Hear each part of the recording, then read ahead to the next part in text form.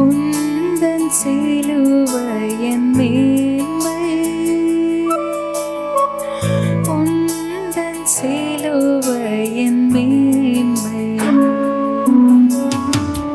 வெந்தை கிறிஸ்தே சுராஜா, உந்தன் சிலுவையின் மேன்மை, உந்தன் சிலுவையின் மேன்மை.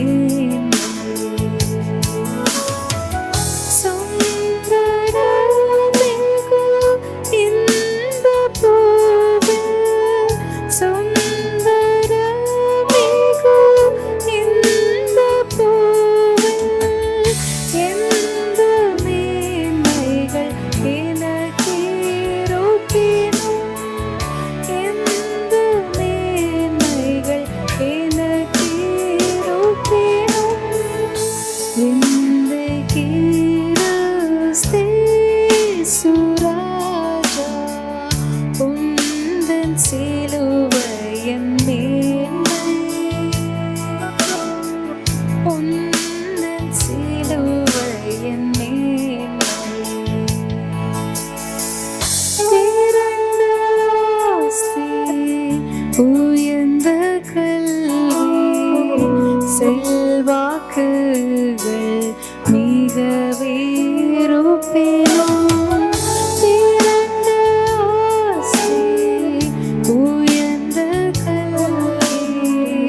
செல்வாக்குகள் மிகவே இருப்பேனும்.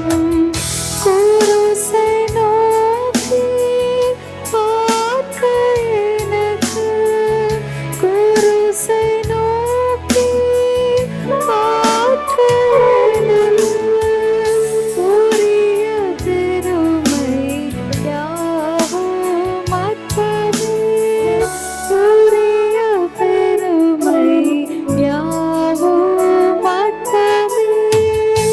வெந்தை கிறிஸ்தே சுராஜா, உந்தன் சிலுவையின் மேன்மை, உந்தன் சிலுவையின் மேன்மை.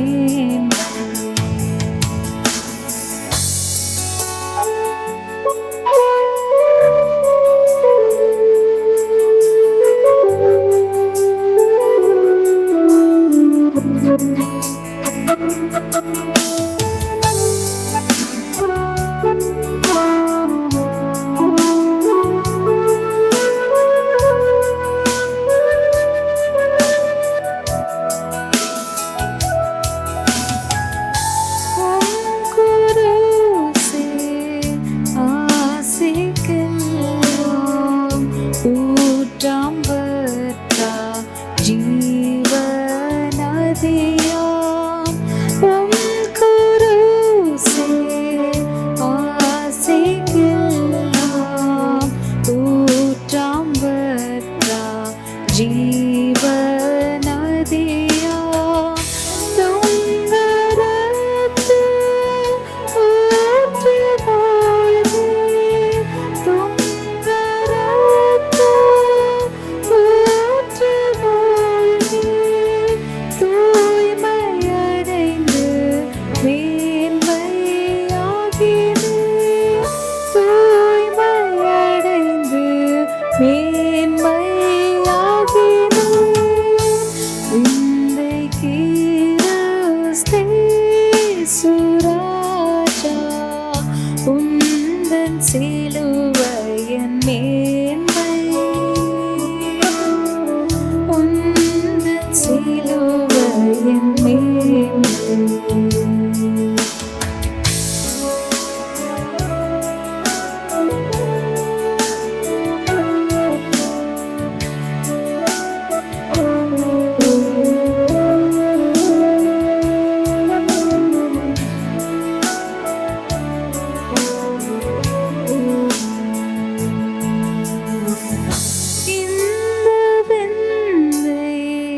அன்பு கீடாய் என்ன காணிக்கை வீந்திடுவே,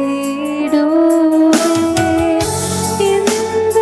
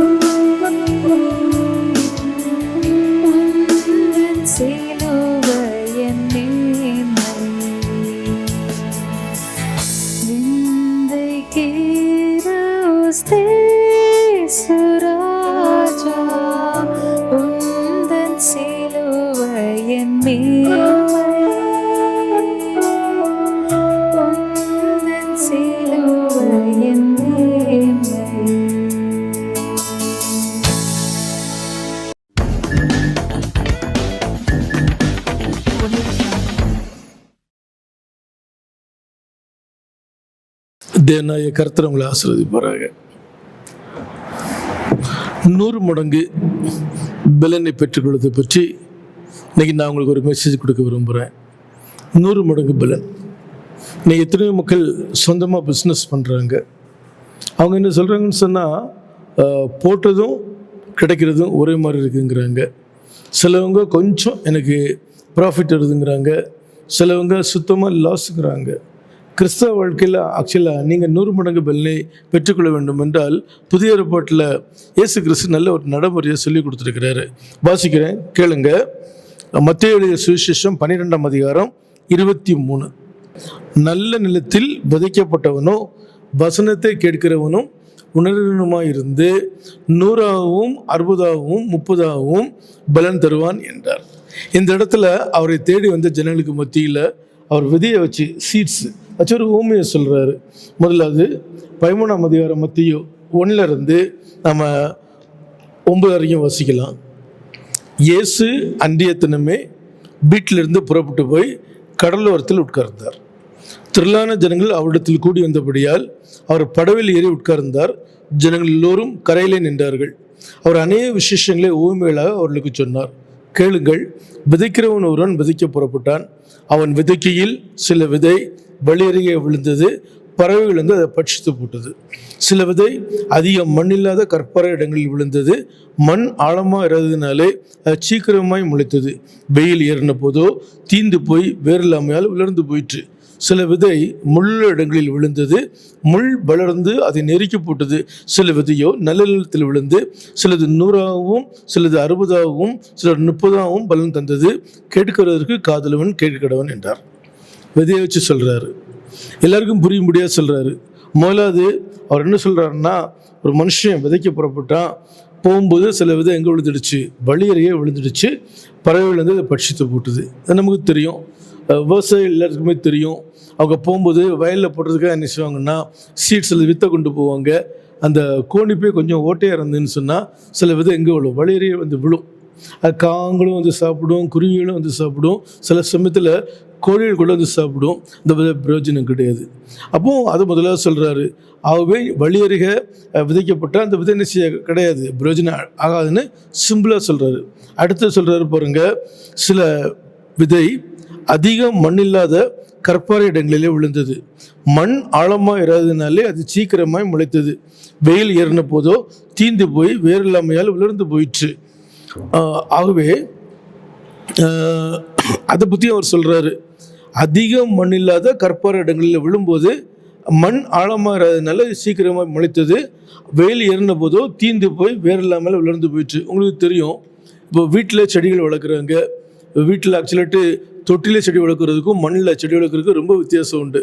நீங்கள் தொட்டிலே செடி வளர்த்திங்கன்னா வேகமாக வளரும், ஈஸியாக சில பூக்கள் வரும். கொஞ்ச நாள் ஆகும்போது அது அப்படியே நிச்சயம் ஸ்டக்காகி நிற்கும், அப்புறம் அப்படியே வாட ஆரம்பிச்சிடும். காரணம், வேறு போகிறதுக்கு இடம் கிடையாது.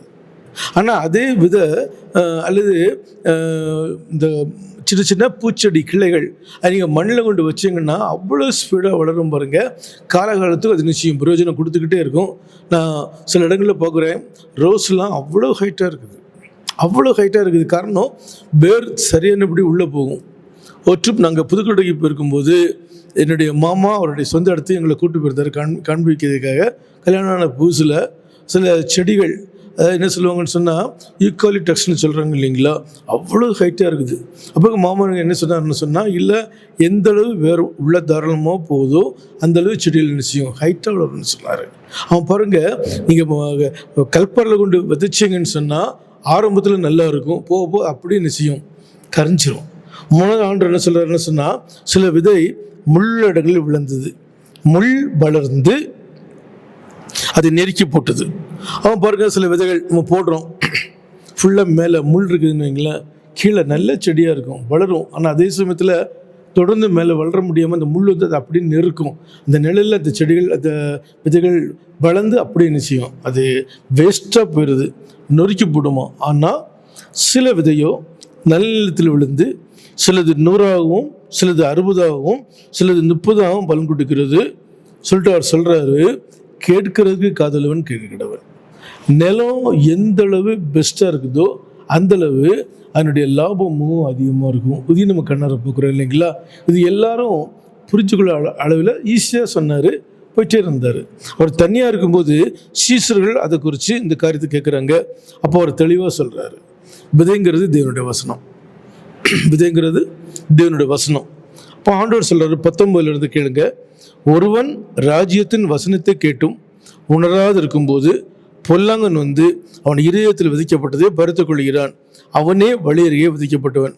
சிலவங்க வசனத்தை உட்காந்து நல்லா கேட்பாங்க, ஆலயத்தில் உட்காந்து கேட்பாங்க, டிவிக்கு முன்னாடி உட்காந்து கேட்பாங்க, எங்கெங்கே கூட்டம் நடக்குதோ அங்கே எல்லாம் போய் விழுந்த வசனத்தை கேட்பாங்க.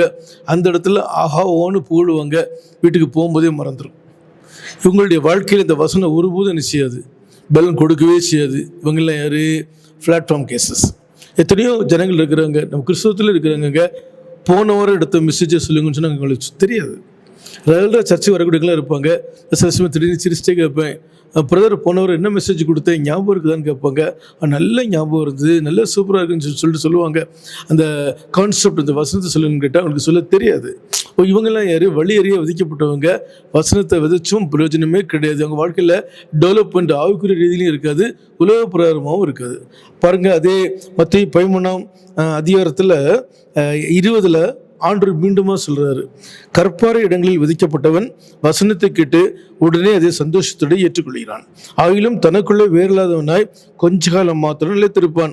வசனத்து நிமித்தம் ஊத்திரமும் துன்பமும் உண்டான உடனே இடரல் அடைவான். இவங்க 2வது கேஸு. கற்பாறை இடத்துல விதிக்கப்பட்டவங்க, வசனத்து நிமித்தம் சில உபத்திரங்களும் சில துன்பமும் வரும், ஆனால் அவங்களால அதை தாங்க முடியாது, இனிசவங்க இடறிடுவாங்க.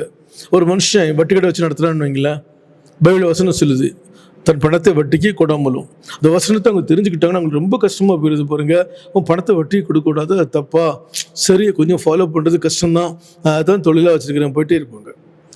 வசனம் தெளிவாக சொல்லுது, பரிதானம் வாங்கக்கூடாது. இப்போ லஞ்சம் வாங்கக்கூடாதா? எத்தனை பேர் லஞ்சம் வாங்குறாங்க இல்லைங்களா? உட்காந்தா லஞ்சம், நின்னால் லஞ்சம், போனால் லஞ்சம், படுத்தா லஞ்சம். இந்த லஞ்சம் பண்ண அவங்களுக்கு அவ்வளோ பெரிய நாசமாக போகுது, அவங்க புரிஞ்சுக்க மாட்டாங்க. அப்போ லஞ்சம் பண்ண வாங்கும்போது அது தப்புன்னு வசனம் சொல்லுது இல்லைங்களா?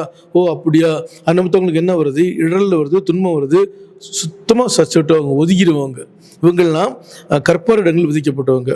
3வது ஒன்று வருது பாருங்க, 22 முள்ள இடங்களில் விதிக்கப்பட்டவன் வசனத்தை கேட்டும் கேட்கிறவனாக இருந்தும் உலக கவலையும் ஐஸ்வர்யத்தின் மயக்கமும் வசனத்தை நெருக்கி போடுகிறதுனால் அவனும் பல்நெட்டு போயின்றான். இது முள்ளில் நீங்கள் என்ன தான் வச்சாலும் சரி, கொஞ்ச நாள் ரொம்ப ஸ்பீடாக வளருவாங்க. ஆனால் அதே சமயத்தில் உலக கவலையும் லௌகியத்துக்குமோ உங்களுக்கு நெருக்கும், திரும்பி ரிவர்ஸ் அடிச்சிருவாங்க. இன்றைக்கி எத்தனையோ ஊழியர்களோடு பாருங்களேன், நான் பார்க்குறேன் பாருங்க, அவங்க தேவனால் அழைப்பு பெற்ற ஊழியர்களாக இருக்க மாட்டாங்க. அதை டென்ஷனில் வந்துருப்பாங்க, அதில் யாராச்சும் அவங்கள தப்பாக அவங்கள கேட் பண்ணிட்டு இருப்பாங்க. அடிக்கடி எல்லா பாஸ்டர்ஸ் மீட்டிங்கில் நான் தெளிவாக சொல்லுவாங்க, ஆறுன்னு போல் அழைக்கப்பட்ட வெளியே இந்த கனமான ஊழியத்தை யாராலும் செய்ய முடியாது. அவன் பாருங்கள், அவங்க ஊழியத்துக்குன்னு வந்துடுறாங்க, அவங்களால முடியலை. அவங்க வாழ்க்கையில் எத்தனையோ பிரச்சனைகள் வரும், எவ்வளோ சோதனைகள் வரும், எவ்வளோ வேதனைகள் வரும். சோதனையை சகிக்கிற மனுஷன் பாக்கியம் என்று தான் வேதத்தில் எழுதப்பட்டிருக்குது. எடுத்தெடுப்பில் எல்லாரும் போய் மைக்கு பிடிச்சிட்டு பேச முடியுமா? எடுத்தெடுப்பில் மைக்கு பிடிச்சி எல்லாரும் டான்ஸ் பண்ண முடியுமா? இப்போ எடுத்தெடுப்பில் போய் நின்று எல்லாத்துக்கும் ஹீலிங் பவர் கொடுத்து சோ கொடுக்க முடியுமா?